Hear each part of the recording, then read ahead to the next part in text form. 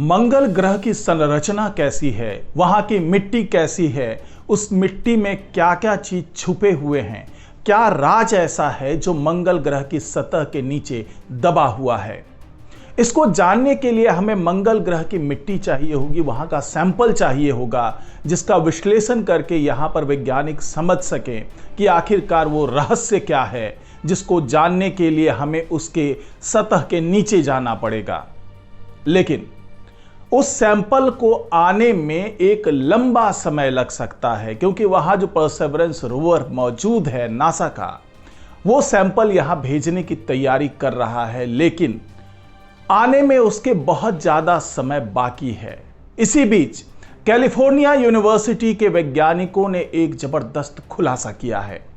उन्होंने दावा किया है कि उनके पास मंगल ग्रह की मिट्टी का सैंपल आ चुका है और वो उसका विश्लेषण कर रहे हैं। और उसका विश्लेषण करने के बाद जो शुरुआती तौर पर उन्हें जो चीजें मिली है उसके बारे में उन्होंने खुलासा कर दिया है। तो आखिरकार वो क्या खुलासा है और किस तरीके से उनके पास इस मंगल ग्रह की मिट्टी पहुंच गई है, इसके बारे में पूरी जानकारी आपको इस वीडियो में मिलने वाली है। तो इस वीडियो को आखिर तक जरूर देखिएगा। नमस्कार, मैं हूं डॉक्टर सुरजीत सिंह और आप देख रहे हैं महाना मिस्ट्री। अगर आपने अभी तक इस चैनल को सब्सक्राइब नहीं किया है तो इसको सब्सक्राइब कर लीजिए, और अगर आपको ये वीडियो अच्छा लगे तो इसको लाइक कीजिए, शेयर कीजिए और कमेंट जरूर कीजिए। तो ये बहुत ही चौंकाने वाला खुलासा है जो कैलिफोर्निया यूनिवर्सिटी के साइंटिस्ट ने किया है। उन्होंने जो दावा किया है कि उनके पास मंगल ग्रह से आई हुई मिट्टी का सैंपल मौजूद है और वो उसका विश्लेषण कर रहे हैं। अब आप जरा सोचिए कि ये कैसे संभव हो सकता है कि अभी तक नासा के पास वो सैंपल नहीं पहुंचा, लेकिन कैलिफोर्निया यूनिवर्सिटी के जो साइंटिस्ट है उनके पास ये सैंपल पहुंच चुका है। आखिरकार ये कैसे संभव हुआ? तो उसके बारे में उन वैज्ञानिकों ने बताया कि दरअसल वो उस सैंपल की जांच नहीं कर रहे हैं जो पृथ्वी पर परसेवरेंस रोवर के माध्यम से आना है, बल्कि उनके पास मंगल ग्रह से आए हुए उल्का पिंड के अवशेष मौजूद हैं, क्योंकि वो इसको एक बहुत बड़ा खजाना मानकर चल रहे हैं। क्योंकि उन्हें भी ये पता है कि परसेवरेंस रोवर से जो सैंपल आएगा वो बहुत जल्दी आया तो 2030 तक आ पाएगा। और साथ ही नासा के वैज्ञानिक अब उस पर एक बार फिर से विचार कर रहे हैं कि जैसा उन्होंने सोचा था, क्या उस तरीके से सैंपल लाया जाना मुमकिन है, और क्या उस पर जो आने वाला खर्च है वो मुहैया करा पाएंगे। क्योंकि पिछले दिनों नासा के वैज्ञानिकों ने बताया कि वो जिस तरीके से सैंपल लाने की कोशिश कर रहे हैं मंगल ग्रह से, उसको आने में एक तो बहुत लंबा समय लगने वाला है, साथ ही उस पर आने वाला खर्च भी बहुत ज़्यादा है। तो ऐसे में अब नासा के वैज्ञानिक भी दूसरे नए विकल्पों की तलाश कर रहे हैं, और इसके लिए उन्होंने दुनिया भर के वैज्ञानिकों से सुझाव भी मांगा है कि क्या उनके पास कोई ऐसी तरकीब है जिसके माध्यम से कम खर्चे में और बहुत जल्दी यानी बहुत कम समय में मंगल ग्रह से वहां के मिट्टी का नमूना हम वापस पृथ्वी पर ला सके। लेकिन इस बीच जो कैलिफोर्निया के साइंटिस्ट ने बताया, तो उनके मुताबिक उनके पास जो पहुंचा है सैंपल, जो उन्होंने जांच की है, उसके आधार पर उन्होंने दावा किया है कि यह सैंपल मंगल ग्रह से सीधा प्राकृतिक तरीके से धरती पर पहुंचा है। यानी मंगल ग्रह का एक उल्का पिंड आकर के धरती से टकराया और उसी टक्कर का नतीजा ये रहा कि मंगल ग्रह का कुछ अवशेष हमारे पृथ्वी पर भी आ गया है। अब इस मेटेओर के अवशेष का अध्ययन करते हुए वैज्ञानिकों ने बहुत कुछ ऐसी चीजें पाई है जिसके बारे में अभी तक पता नहीं था। वैज्ञानिकों ने इस मेटेओर के अवशेष का अध्ययन करते हुए मंगल ग्रह के क्रस्ट और मैंटल के बारे में कई जानकारियां जुटाई है, और इसके माध्यम से वैज्ञानिक ये दावा कर रहे हैं कि जो मंगल ग्रह के ऊपर का क्रस्ट है वो वायुमंडलीय दबाव और वहां के परिवर्तन के कारण काफी कुछ बदल चुका है। करोड़ों साल पहले इस तरह का क्रस्ट मंगल ग्रह का नहीं था, यानी ऊपरी सतह जो है मंगल ग्रह की वो अब बदल चुकी है। और इसके नीचे जो डीपर क्रस्ट है, जो नीचे का हिस्सा है, जो निचली सतह है, वो भी काफी कॉम्प्लेक्स हो चुका है।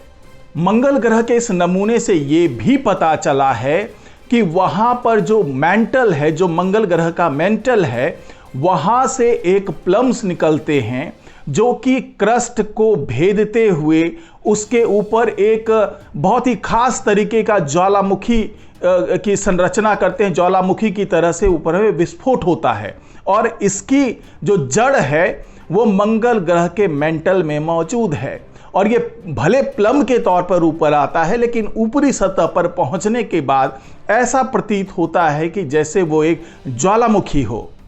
इसके अलावा वैज्ञानिकों ने यह भी खुलासा किया है कि जो ऊपरी सतह है मंगल ग्रह की,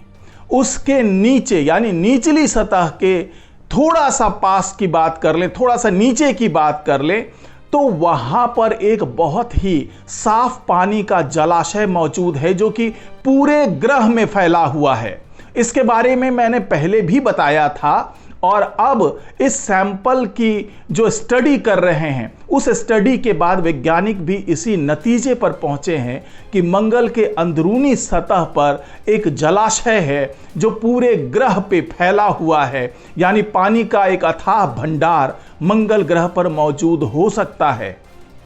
और भले ही नासा तमाम तरह के मिशन चला रहा हो, मंगल ग्रह पर अपने रोवर्स भेज रहा हो, वहां पर सैंपल कलेक्ट किया जा रहा हो, लेकिन अभी तक अगर हमारी धरती पर मंगल का कोई अवशेष पहुंच पाया है तो वो यही मार्टियन मेट्रॉइड्स हैं, यानी मंगल ग्रह से आया हुआ उल्कापिंड एकमात्र अवशेष है जो वैज्ञानिकों को मिल पाया है और जिसकी स्टडी करके वैज्ञानिक रोज नए खुलासे कर रहे हैं।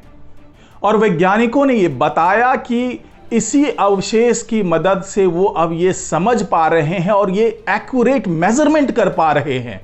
कि जो मार्स के नीचे, सतह के नीचे जो चीजें चल रही है, जो प्रोसेस चल रहा है, उसके बारे में वो बिल्कुल सटीक आकलन कर पाने में सक्षम हो पाए हैं, और वो भी केवल इसी अवशेष की मदद से। इसकी मदद से वैज्ञानिक ये समझ पाए हैं कि जो मंगल में जो मिट्टी मौजूद है, जो मंगल का कंपोजिशन है, वो क्या क्या मिल करके तैयार हुआ है, किस किस तरह की चीजें वहां पर मौजूद हैं और वहां के मिट्टी में किस तरह के रसायन हो सकते हैं, किस तरीके के खनिज हो सकते हैं, इन सब के बारे में इसी अवशेष से खुलासा हो रहा है। फिलहाल वैज्ञानिकों की ये टीम 2 तरह के उल्कापिंडों का अध्ययन कर रही है जो हमारे मंगल ग्रह से पृथ्वी पर पहुंचा है। एक उल्कापिंड है जिसे वैज्ञानिक नक्लाइट्स बोल रहे हैं और दूसरा जो उल्कापिंड है उसको वैज्ञानिक चेसग्नाइट्स बोल रहे हैं। ये दोनों जो उल्कापिंड हैं उसका फॉर्मेशन वहां पर यानी मंगल ग्रह पर जो ज्वालामुखी है वहां पर ही इसका फॉर्मेशन हुआ, और जब उस ज्वालामुखी में विस्फोट हुआ, जिसके बारे में वैज्ञानिक बता रहे हैं कि यह करीब 1 अरब 30 करोड़ साल पहले ये विस्फोट हुआ और वहां से ही ये मलबा बाहर की ओर फैला, और ये विस्फोट इतना जबरदस्त था कि वहां का कुछ अवशेष हमारी पृथ्वी तक भी पहुंच पाया, और वो जो पहुंचा हमारी पृथ्वी पर वो करीब 1 करोड़ 10 लाख साल पहले पहुंचा, और वही अवशेष हमारी धरती से टकराया। इसीलिए उसका अवशेष आज की तारीख में दुनिया भर के अलग अलग जगहों से मिल रहा है, और उन्हीं अवशेषों का अध्ययन अब कैलिफोर्निया के साइंटिस्ट कर रहे हैं, और अध्ययन के बाद वो बता रहे हैं कि किस तरीके का कंपोजिशन हमारे मंगल ग्रह पर मौजूद है। और वैज्ञानिकों ने बताया कि ये जो दोनों तरह के उल्कापिंड हैं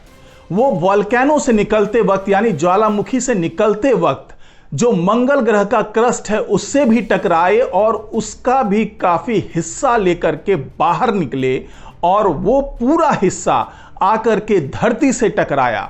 इसीलिए वैज्ञानिकों को मेंटल के भी कुछ अवशेष मिल रहे हैं, साथ ही उसके क्रस्ट के भी कुछ अवशेष मिल रहे हैं, और दोनों का अध्ययन ये वैज्ञानिक कर रहे हैं और उसके आधार पर ये तमाम खुलासे कर पा रहे हैं। इसके आधार पर वैज्ञानिक ये भी खुलासा कर पाने में सक्षम हैं कि जिस तरीके से हमारी पृथ्वी पर ज्वालामुखी विस्फोट होता है और जिस तरीके से मंगल ग्रह पर ज्वालामुखी विस्फोट होता है, तो दोनों के मलबों में क्या फर्क होता है और वो ज्वालामुखी विस्फोट के तरीके में क्या फर्क हो सकता है, या क्या उसमें सिमिलैरिटीज हो सकती हैं, क्या समानताएं हो सकती है, इसके बारे में भी वैज्ञानिक खुलासा कर पाने में सक्षम हैं।